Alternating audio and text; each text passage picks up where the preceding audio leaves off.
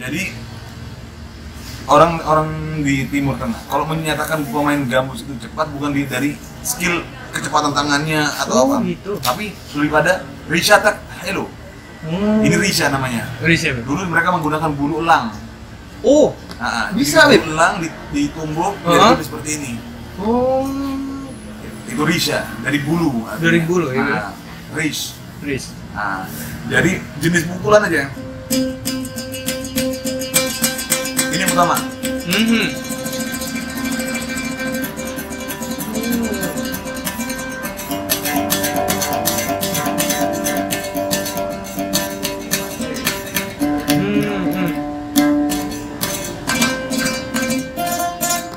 Ini dulu harus dia paham dan tangan ini memahami bagaimana posisi yang harus ditempatkan untuk setiap strings tanpa harus melihat.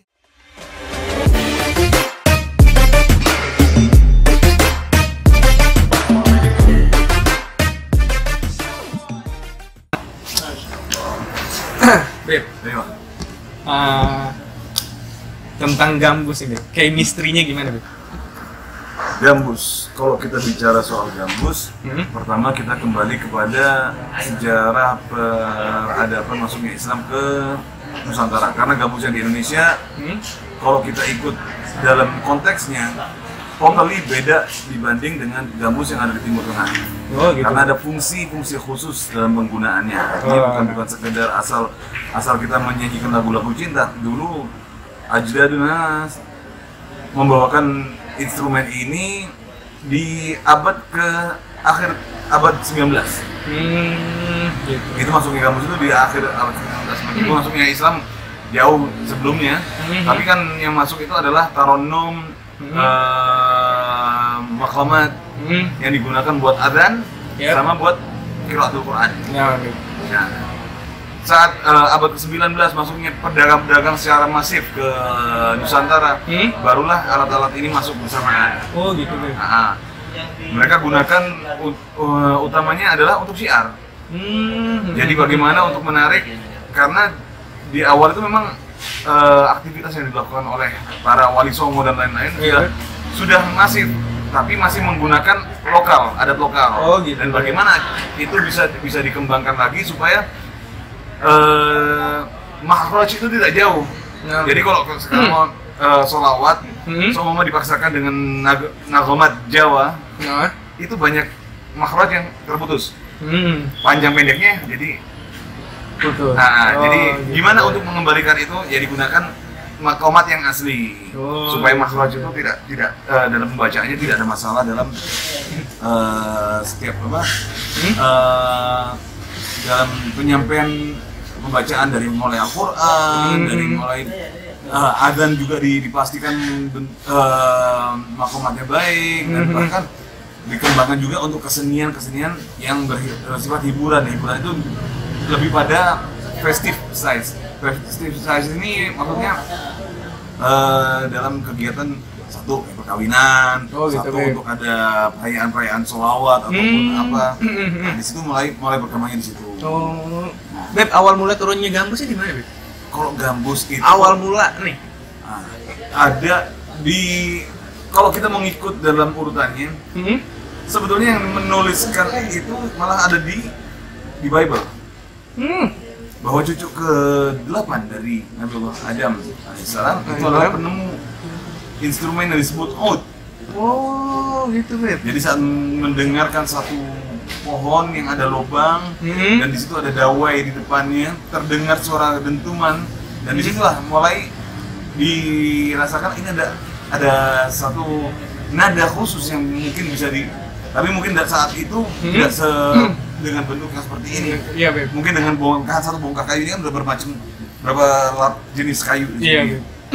Nah, dan setelah itu dikembangkan lagi di Andalusia, di Turki, di Mesir. Tapi yang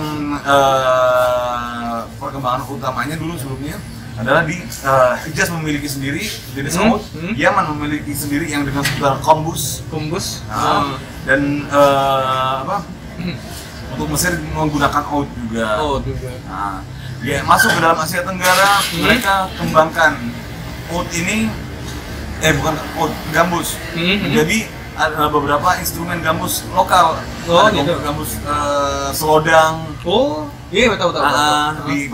Di Melayu Delhi itu menggunakan ini semua. Dan bahkan masuk ke dalam khasanah musik nasional. Tapi induknya tidak masuk. Artinya gambus yang asli tidak masuk ke khasanah musik nasional. Gambus yang masuk ke metamorfosis menjadi gambus lodang dan lain-lain itu mengalami perubahan menjadi instrumen lokal, itu yang diakui oleh pemerintah Indonesia sekarang.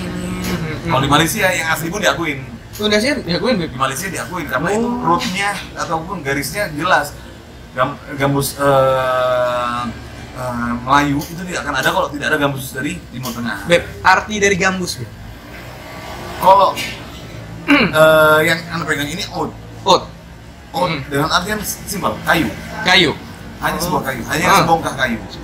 Iya, jadi nggak ada arti sebenarnya. Nggak ada arti. Ya, ini adalah hanya sebuah wasilah media untuk membantu. Kenapa gambus itu menggunakan bentuk bulat? Karena itu bisa membantu resonasi antara suara gambus dengan vokal supaya tidak terjadi miss meskipun tanpa monitor. Oh gitu. Nah dengan stil yang simpel begini ini susah udah. Jadi untuk menempel ke dada untuk mengetahui nada itu tidak seperti yang asli yang bulat, yang bulat lebih maksudnya lebih sedih ya, Beb. Iya, lebih attach dengan pemain. Beb, berarti kalau gambus ini semua kalangan boleh dong? Boleh.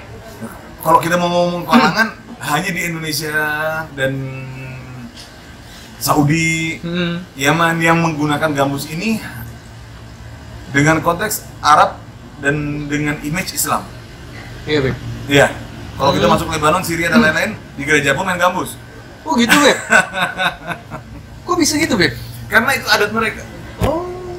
Suatu tradisi. Bukan tidak ada hubungannya dengan musik. Itu tidak bisa dihentikan dalam satu agama. Cuma ada kesamaannya karena ada taronum. Oh, gambus ini kan fretless. Yang tidak ada di gitar, nada itu yang 3/4 itu ada di gambus. Oh, ada di gambus ya? Karena dia tidak ada garis-garis yang menutup itu. Nada-nada yang tertutup oleh fret itu bisa kita dapatkan di sini. Oh, hampir gitu, sama dengan biola. Hampir sama dengan biola ya, Beb. Oh, luar biasa. Berarti yang main gambus nih luar biasa banget, Beb. Sebetulnya satu dan gambus ini dari skill, knowledge, feel. 3 ini harus jadi satu.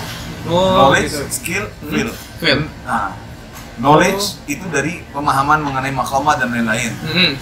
Skill, jenis petikan dan lain-lain. Feel, perasaan yang kita gunakan. Oh gitu, Beb. Ini harus nyatu dari satu. Kalau ini nggak menyatu dari satu, nggak akan terbentuk suatu yang disebut kayak dulu kita menyebut Allah yarham amis segala itu ada dopnya. Nah, dop itu tidak akan terjadi kalau 3 ini tidak ada. Jadi kalau mau belajar, Beb, yang baru pertama kali megang gambus gimana, Beb?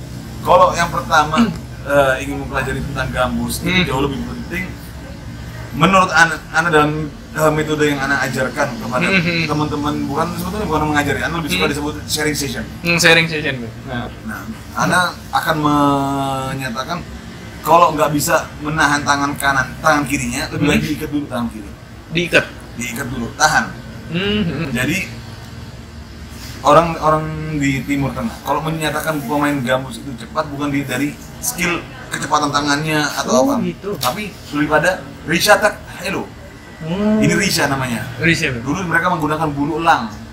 Oh, bisa, bulu elang ditumbuk jadi seperti ini.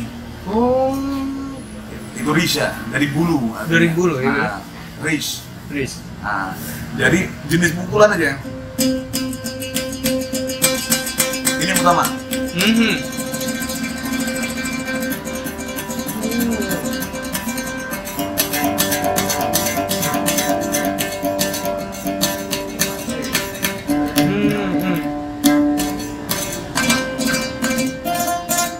Ini dulu harus dia paham dan tangan ini memahami bagaimana posisi yang harus ditempatkan untuk setiap strings tanpa harus melihat sebetulnya.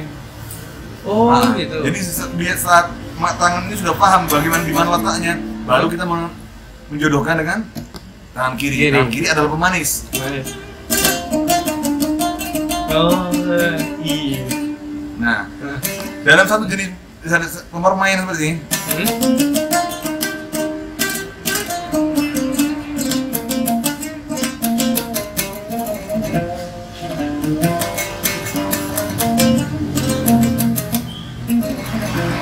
ada lebih dari 8 jenis ketika rica style. Oh, gitu ya. Ini belum kita permainan makamnya lain lagi. Makamnya lain lagi. Hijaz, bayat, nahwan, ada sekitar 8 makam asas yang berkembang menjadi 72 makam. Berarti banyak ya BP. Makam. Assalamualaikum warahmatullahi wabarakatuh.